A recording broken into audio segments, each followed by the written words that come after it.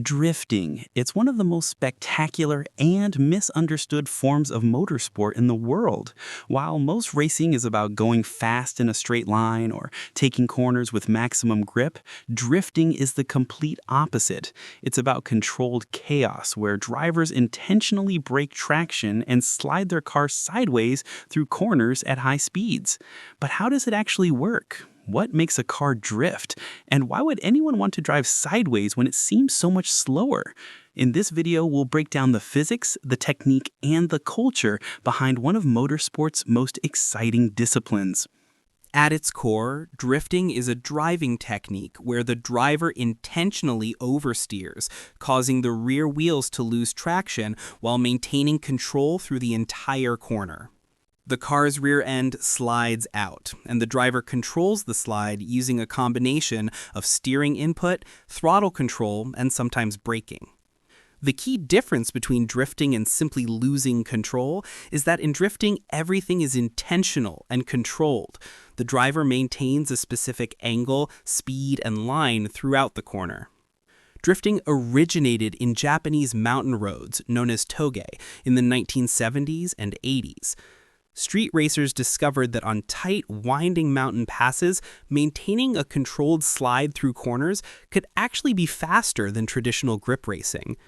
This technique evolved into its own motorsport discipline, where style, angle, and proximity to other cars became more important than lap times. Today, professional drifting is a judged sport, where competitors are scored on speed, angle, line, and their ability to follow or lead another car in tandem runs. To understand drifting, we need to understand traction. Traction is the grip between your tires and the road surface. When you're driving normally, your tires maintain grip and roll in the direction you're steering, but there's a limit to how much force a tire can handle before it breaks traction and starts to slide. This is where the concept of slip angle comes in. Slip angle is the difference between where your tire is pointing and where it's actually traveling. In normal driving, you have a small slip angle that's barely noticeable. But when you exceed the tire's traction limit, the slip angle increases dramatically and the tire starts to slide. In drifting, we're intentionally creating a large slip angle at the rear wheels while maintaining some grip at the front wheels for steering control. The friction circle is another crucial concept. Imagine a circle representing the total grip your tire has available. You can use that grip for acceleration, braking, or cornering, but not all three at maximum at once. In drifting, we're deliberately using up the rear tire's available grip with a combination of acceleration and lateral force, pushing them beyond their traction limit. This causes the rear end to slide out, while the front tires, which still have some grip available, allow the driver to steer and control the direction of the drift. There are several techniques drivers use to initiate a drift. The most common is the clutch kick. As the driver approaches a corner, they quickly depress and release the clutch while simultaneously applying throttle. This sudden surge of power to the rear wheels breaks traction and causes them to spin faster than the car is moving, initiating the slide. Another popular technique is the handbrake or e-brake drift. The driver pulls the hydraulic handbrake while turning into the corner, which locks the rear wheels momentarily, breaking traction and causing the rear end to swing out.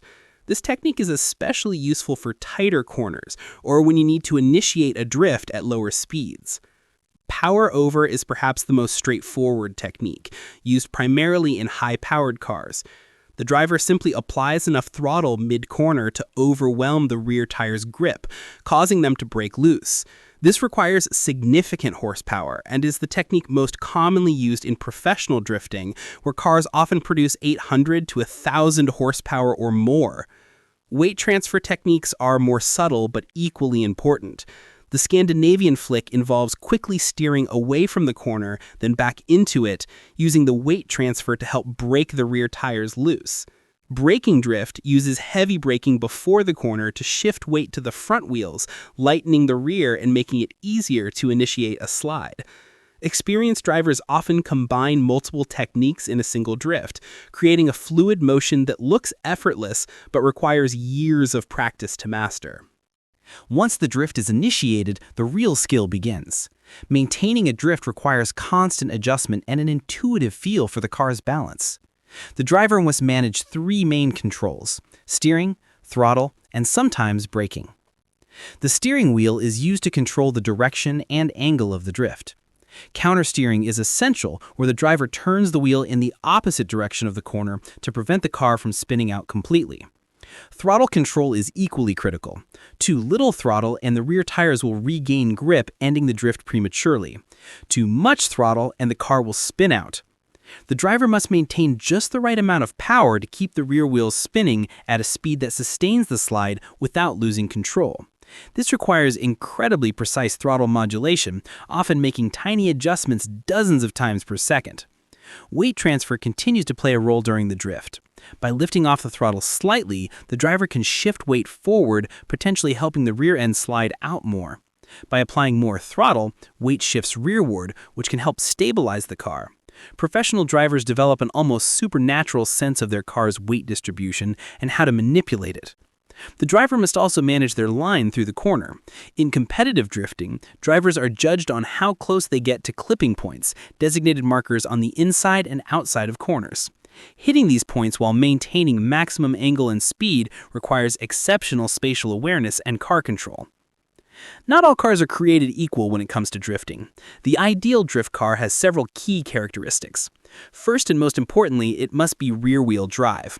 While it's technically possible to drift all-wheel drive cars with modified differentials, rear-wheel drive is essential for traditional drifting because it allows the rear wheels to lose traction independently of the front steering wheels. A manual transmission is preferred, though some modern drift cars use sequential gearboxes. The manual transmission allows for clutch kick techniques and gives the driver more direct control over power delivery. A limited slip differential, or LSD, is absolutely essential. This mechanical component ensures that power is distributed to both rear wheels even when one is spinning, providing more predictable and controllable slides. Power is crucial in modern competitive drifting. While you can drift a low-powered car, professional drift cars typically produce between 600 and 1,000 horsepower. This power usually comes from turbocharged engines, with popular platforms including the Nissan SR20 DET, Toyota 2JZ, Chevrolet LS series, and various modern turbocharged 4- and 6-cylinder engines. The massive power allows drivers to maintain tire smoke and speed throughout long drift sections. Suspension modifications are equally important. Drift cars typically have very stiff suspension with adjustable coilovers, allowing precise tuning of the car's handling characteristics. The suspension geometry is often modified with increased steering angle kits, allowing the front wheels to turn much further than stock, keeping drivers more control during high-angle drifts. Chassis rigidity is improved with strut cover braces and roll cages, both for safety and to improve handling response. Professional drifting competitions are unique in motorsport because they're judged subjectively rather than by lap times. Judges evaluate drivers on 4 main criteria: line, angle, speed, and style. Line refers to how well the driver follows the ideal racing line and hits designated clipping points on the inside and outside of corners. Missing a clipping point can result in point deductions or even disqualification from that run. Angle is perhaps the most visually spectacular criterion. Judges want to see the car as sideways as possible while still maintaining control and forward momentum. The most skilled drivers can maintain 45-degree angles or more through entire corner sections. However, angle alone isn't enough. It must be combined with the other criteria. Speed is self-explanatory but challenging. Maintaining high speed while at extreme angles requires immense skill and power. Drivers must balance the desire to go fast with the need to maintain control and hit their lines. Slower, more controlled drifts will score lower than fast, aggressive runs, assuming all other factors are equal. Style is the most subjective criterion and includes factors like smoothness of transitions between corners, commitment to the run, and overall impression. A driver who makes their run look effortless and fluid will typically score higher than one who appears to be fighting the car, even if their technical execution is similar. Most professional competitions use a tandem battle format. 2 drivers compete head-to-head, with one leading and one chasing. The The lead driver must execute a clean, high-scoring run, while the chase driver must follow as closely as possible, matching or exceeding the lead driver's angle and speed. Roles are then reversed, and judges evaluate both runs to determine the winner. This format creates incredibly exciting door-to-door racing where cars are often just inches apart at speeds exceeding 100 miles per hour. Drifting culture extends far beyond the track. It's deeply rooted in Japanese car culture and has influenced everything from video games to movies. The sport's aesthetic, with colorful liveries, massive amounts of tire smoke, and aggressive driving styles, has made it incredibly popular with younger audiences. Social media has amplified drifting's reach, with viral videos of spectacular drifts and crashes reaching millions of viewers worldwide. The grassroots drifting scene remains vibrant. Amateur drivers practice at dedicated drift events, empty parking lots, and closed courses around the world. This accessibility is part of drifting's appeal. Unlike many forms of motorsport that require expensive vehicles and exclusive track memberships, drifting can be practiced in relatively affordable rear-wheel drive cars. This has created a diverse and inclusive community where skill and style matter more than budget. The evolution of drift car technology has been remarkable.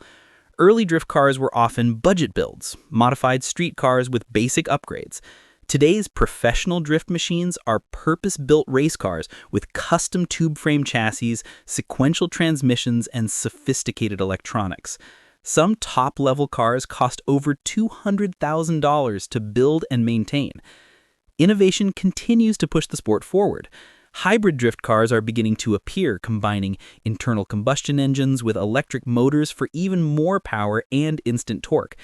Advanced telemetry systems give drivers and teams unprecedented data about car performance, allowing for precise tuning and setup.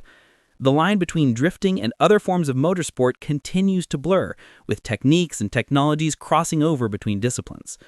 For those interested in learning to drift, safety must be the top priority. Never attempt drifting on public roads. It's illegal, extremely dangerous, and puts innocent people at risk. Instead, seek out proper venues like dedicated drift schools, track day events with drift sessions, or organized grassroots competitions. Starting with a proper car is important. Look for an affordable rear-wheel drive platform with good parts availability and a strong community. Popular beginner drift cars include the Nissan 240S, Mazda Miata, BMW E36 or E46, and Ford Mustang. Ensure the car has proper safety equipment, including a roll cage or roll bar, racing seats, and a harness. Professional instruction is invaluable. Drift schools offer controlled environments with experienced instructors who can teach proper techniques and safety procedures. Many professional drivers started their careers at these schools. The investment in proper training will make you a better, safer driver and help you progress much faster than trying to learn on your own. Progression should be gradual. Start with low speeds in large, open areas, focusing on basic car control and feeling how the car responds to different inputs. As your confidence and skill grow, you can increase speed and tackle more challenging corners. Remember that even professional drivers continue to practice and refine their techniques. Drifting is a skill that takes years to master, and there's always something new to learn. Drifting is more than just a motorsport. It's an art form that combines physics, skill, and style in a way unlike any other form of racing. From its humble beginnings on Japanese mountain roads to today's professional stadiums filled with thousands of fans, drifting has captured the imagination of automotive enthusiasts worldwide. The physics behind drifting involve deliberately breaking the normal rules of grip and traction, managing weight transfer, and maintaining precise control while the car is seemingly out of control. Whether you're a spectator amazed by the smoke and sound, an aspiring driver looking to learn, or simply someone curious about how it all works, drifting offers something unique in the world of motorsport. It proves that sometimes the most exciting way forward is actually sideways. If this video helped you understand the science and skill behind drifting, consider supporting the channel. Until next time, keep it sideways and keep it safe.